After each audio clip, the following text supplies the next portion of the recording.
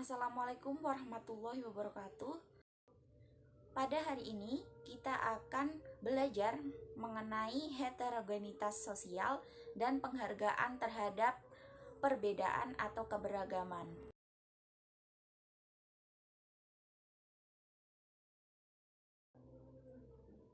Heterogenitas sosial adalah suatu keberagaman yang terdapat dalam masyarakat yang disebabkan oleh perbedaan fungsi dan ciri dari satu sama lain atau individu masyarakat itu sendiri.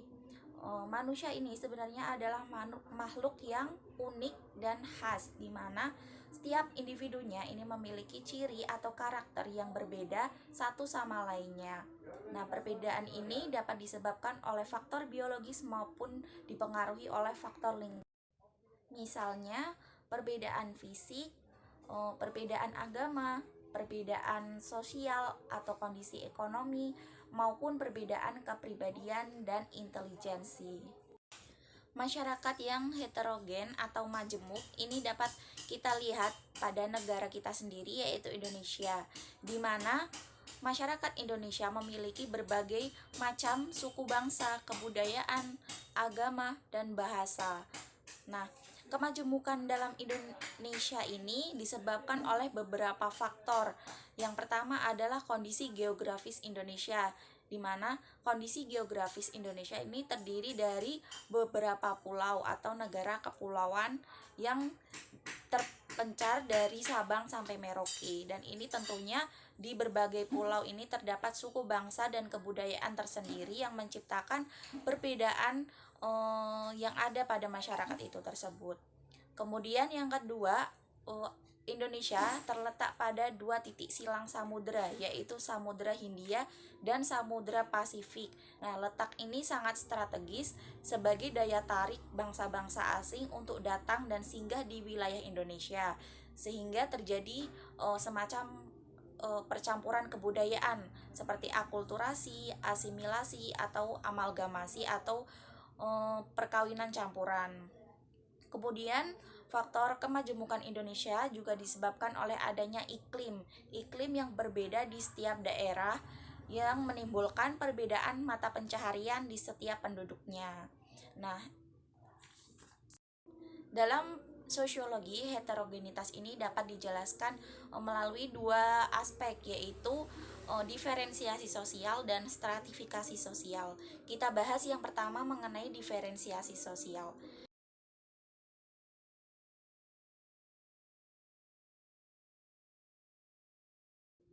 Nah, apa sih itu diferensiasi sosial?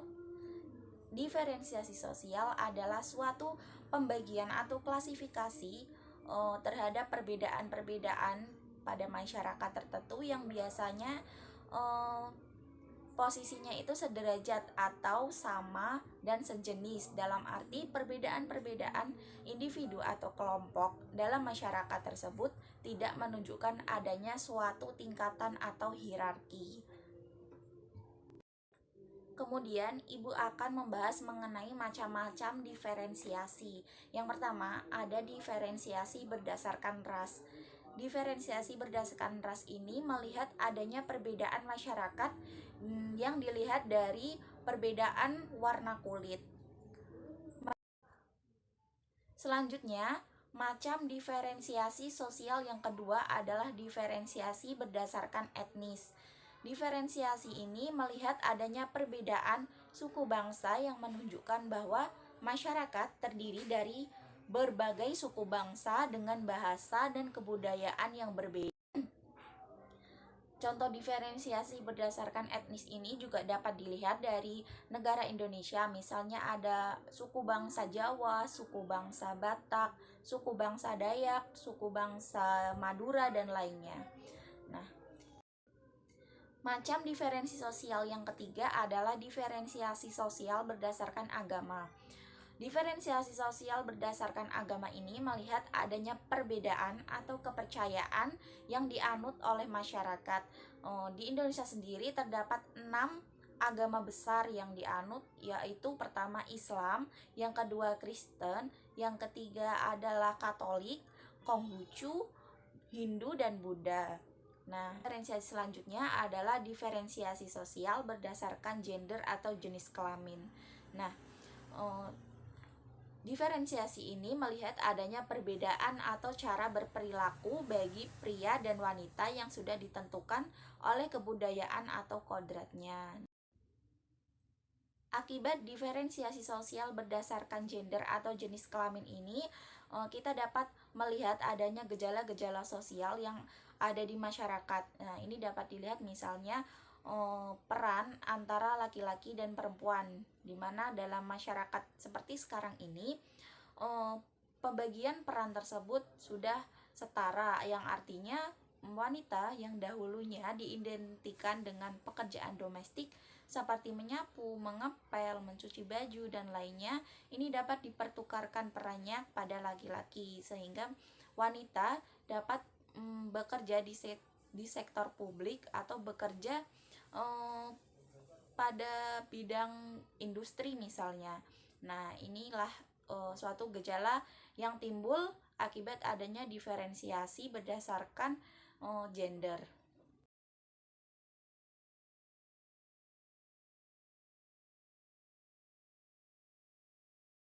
Kita memasuki materi tentang stratifikasi sosial. Nah, apa sih itu stratifikasi sosial? Jika diferensiasi sosial ini adalah pembagian secara horizontal, yang artinya kita menempati kedudukan yang sejajar, tetapi dalam stratifikasi sosial adalah ini stratifikasi atau pembagian secara vertikal ya. Vertikal itu artinya garis lurus seperti ini, yang artinya terdapat suatu tingkatan atau hierarki dalam masyarakat. Nah, dasar stratifikasi dalam masyarakat ini disebabkan karena adanya sesuatu yang dihargai, misalnya kekayaan, kehormatan, kekuasaan, dan ilmu pengetahuan. Wujud dari stratifikasi sosial ini adalah kelas-kelas sosial, di mana kita sebagai masyarakat itu menempati kelas-kelas sosial tertentu. Nah, stratifikasi ini dapat digambarkan seperti piramida, di mana setiap tingkatannya ini memiliki perbedaan, di mana tingkat yang paling atas atau yang ujung ini biasanya ditempati oleh masyarakat dengan kedudukan atau memiliki sesuatu yang lebih. Kemudian tingkatan semakin ke bawah ini menunjukkan adanya suatu kelas sosial yang ada di masyarakat yang semakin menurun dibanding dengan yang berada di atas. Seperti itu. Dalam stratifikasi sosial ini tentunya setiap individu memegang peranan atau role yang mencerminkan perilaku yang diharapkan oleh masyarakat terhadap orang yang memiliki status yang dimilikinya. Misalnya seorang bangsawan atau priyayi biasanya ini bertingkah laku lemah lembut dan sopan dalam tutur katanya. Nah, seperti itu. Kemudian ada 3 macam cara seseorang memperoleh status atau kedudukan. Nah, ini bisa dibedakan menjadi 3 macam. Yang pertama ada ascribe status, yang artinya kedudukan ini diperoleh seseorang melalui kelahiran. Nah, ini misalnya kedudukan seorang anak yang kaya atau seorang uh, anak raja seperti itu ya. Nanti dia akan menjadi penerus dari ayahnya tersebut sebagai seorang raja. Kemudian yang kedua ada achieve status. Achieve ini merupakan cara memperoleh status atau kedudukan seseorang yang diperoleh melalui usaha yang disengaja. Misalnya setiap orang ini dapat sukses ke depannya, seperti kalian saat ini kalian belajar secara sungguh-sungguh di sekolah untuk kemudian dapat memenuhi kriteria untuk bekerja di industri atau untuk melanjutkan perkuliahan seperti itu. Kemudian yang ketiga adalah assigned status. Nah, assigned ini merupakan status atau kedudukan yang diperoleh melalui penghargaan atau kedudukan yang diberikan dari masyarakat terhadap seseorang. Nah, misalnya gelar kehormatan yang diberikan kepada seseorang yang dianggap berjasa, yaitu pahlawan revolusi atau pahlawan reformasi. Kemudian ada sifat-sifat stratifikasi. Nah, ini Ibu sederhanakan menjadi 3 sifat stratifikasi. Yang pertama, ada stratifikasi sosial terbuka. Stratifikasi sosial terbuka ini memungkinkan setiap anggota masyarakat untuk naik ke pelapisan sosial yang lebih tinggi karena kemampuan dan kecakapannya, ataupun turun ke pelapisan yang lebih rendah karena mereka tidak cakap atau tidak beruntung. Nah, ini dapat kita lihat seperti gambar di samping bahwa pelapisan sosial yang menempati kelas sosial atas dapat berubah menjadi kelas sosial yang bawah. Nah, ini tergantung bagaimana setiap individu tersebut melakukan kegiatan yang dapat meningkatkan status sosial atau kedudukan mereka. Misalnya kalian jika nanti melanjutkan pendidikan ke perkuliahan, nanti kalian akan mendapatkan pekerjaan yang lebih layak. Nah, dibandingkan dengan teman-teman kalian yang hanya lulus SMA. Nah, ini kalian dapat menempati kelas sosial yang lebih tinggi dibanding teman-teman kalian lulusan SMA tersebut. Sifat stratifikasi sosial yang kedua adalah stratifikasi sosial tertutup, di mana stratifikasi sosial ini membatasi kemungkinan seseorang untuk berpindah dari satu lapisan ke lapisan lainnya, baik lapisan atas maupun lapisan yang bawah. Nah, ini kita dapat melihat stratifikasi ini pada masyarakat yang menganut sistem kasta, di mana mereka mendapatkan statusnya berdasarkan kelahiran. Jika mereka termasuk golongan bangsawan, maka akan menempati kelas sosial yang lebih tinggi, sedangkan mereka yang lahir pada keluarga yang buruh atau yang lainnya ini akan menempati kelas sosial yang bawah. Kemudian, sifat stratifikasi sosial yang ketiga adalah stratifikasi sosial campuran, di mana ada kemungkinan di dalam suatu masyarakat terdapat unsur-unsur dari gabungan kedua lapisan sosial, yaitu seperti yang sudah dijelaskan tadi, ada stratifikasi sosial terbuka dan tertutup. Nah, campuran ini adalah penggabungan dari dua pelapisan sosial tersebut. Misalnya saja pada masyarakat Bali yang menganut sistem kasta, tetapi dalam bidang ekonomi mereka menggunakan pelapisan sosial yang terbuka. Artinya mereka dapat berpindah jika pada bidang ekonomi mereka mengalami peningkatan, sedangkan dalam bidang-bidang yang lainnya ini menggunakan sistem kasta yang bersifat tertutup. Nah, adanya pelapisan sosial atau stratifikasi ini dapat mengakibatkan atau mempengaruhi tindakan-tindakan warga masyarakat dalam berinteraksi dalam kehidupan sosialnya, di mana pola-pola dan tindakan individu-individu tersebut didasarkan sebagai konsekuensi dari adanya perbedaan status dan peran sosial yang muncul dengan sendirinya.